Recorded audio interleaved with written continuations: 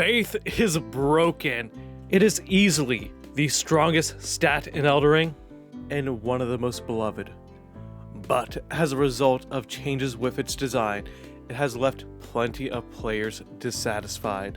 This is a result of baggage from previous games that haunt the stat to this day. So how is this all possible, and why are so many players dissatisfied with some of the choices made?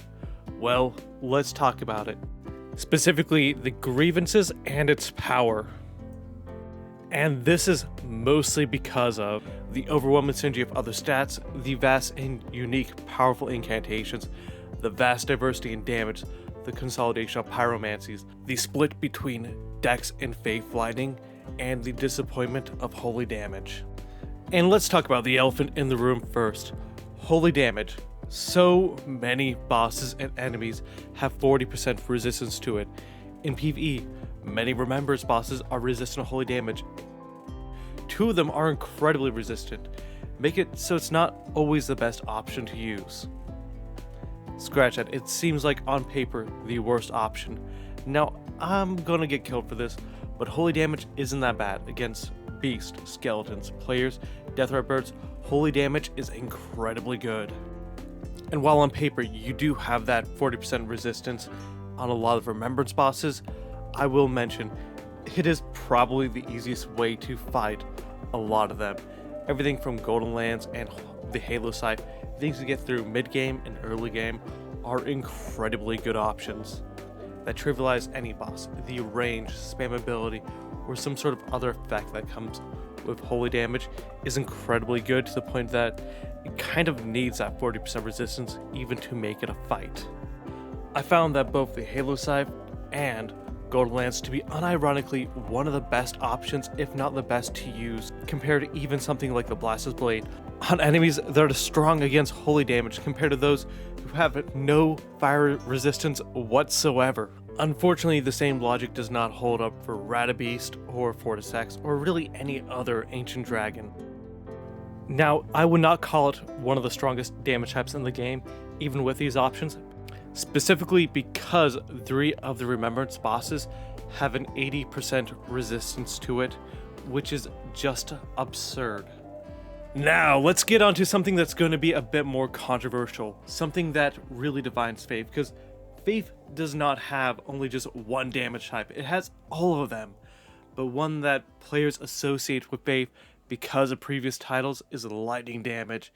And in this game, it is split between 2 stats, dexterity and faith. And this has a lot of players bothered because it doesn't build well into each other. Anyone who's followed this channel for more than a week probably already knows I've covered the dex and faith lightning split and community response several times. And yes, this is a weird change from previous games as it came out of nowhere. You don't even know about dex scale and lightning till mid-game. All incantations are faith-based and nothing implies any dexterity scaling whatsoever. But when you finally get to Altus, out of nowhere, it is now on dex weapons. And it becomes pretty apparent that while lightning incantations belong to faith, lightning weapons belong to dexterity.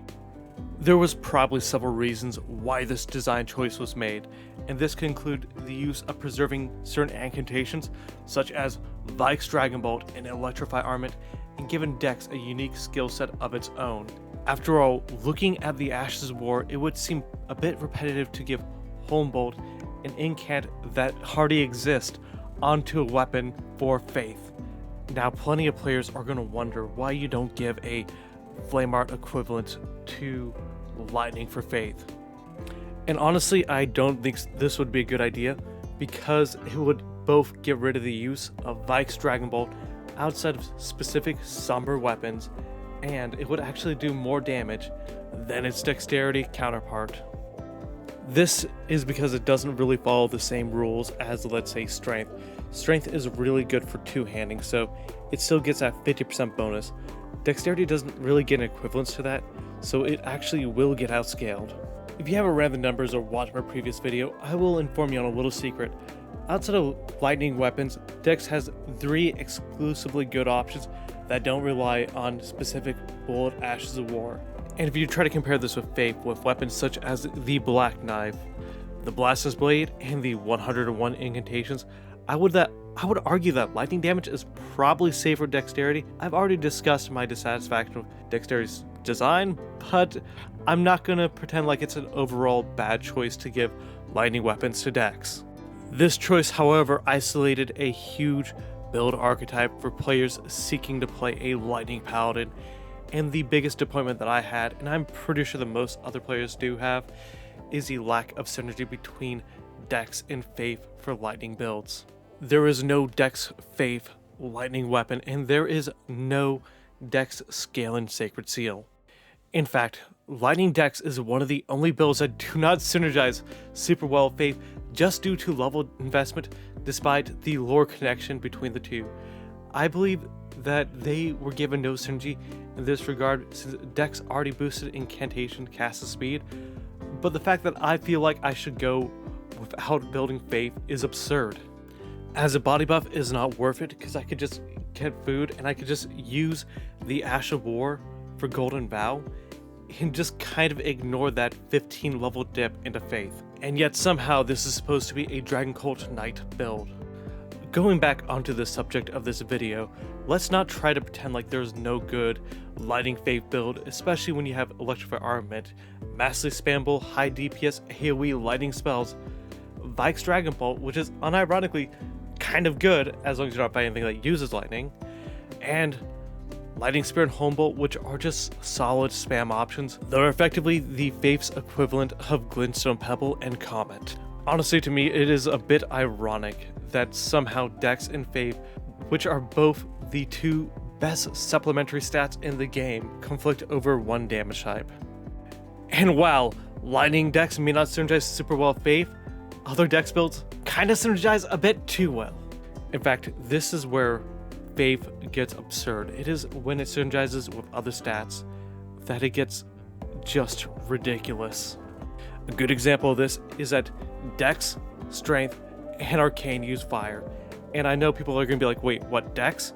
Yes, the Godslayer Greatsword and Vike's War Spear, as well as putting Bloodflame Blade on the Bloodhound's Fang, where investing into Faith is critical to get the most output out of these builds. Unlike Lightning, it actually does make sense to put those 15 levels of investment into Faith. In fact, the only builds that really don't do super well with Faith are those that are not pure physical and that don't do fire damage. An example of this is a pure int build or a dex int build also doesn't synergize in a very similar way to what Lightning does, because it makes more sense to either gain those level 70 spells or to gain that additional 15% cast speed. That it actually makes sense to just ignore that 5% increase and ignore the access to the death sorceries. In fact, outside of debatably dexterity, no build synergizes super well with other builds quite like Faith. In fact, I would put Faith as almost mandatory for any other build. A good example of this is Strength. When you already invest 44 levels into the stat, you're reaching soft cap if you're two-handing your weapon. Being very lean in levels, as well as having the access to the Clawmark Talisman, kind of make Faith a no-brainer. And this is because every single part of Strength synergizes super well. Yes, if you want fire on a Strength weapon, guess what? Flame Grabbing Strength also boosts fire damage. But the access to incantations are just great, especially for a melee build.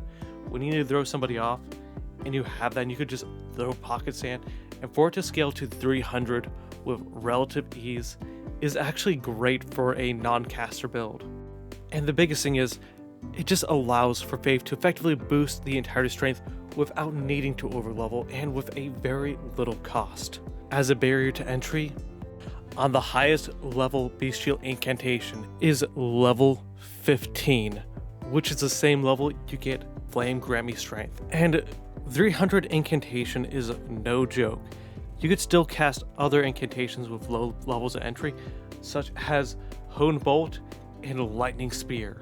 And going into new game cycles, you could just build really stupid on it and for it to still technically be optimal. And don't get me started with Arcane and Faith, as you are given the best seal in the game, the Dragon Communion Seal, focused on Arcane with little Faith investment, opens up the access to more and more dragon incants.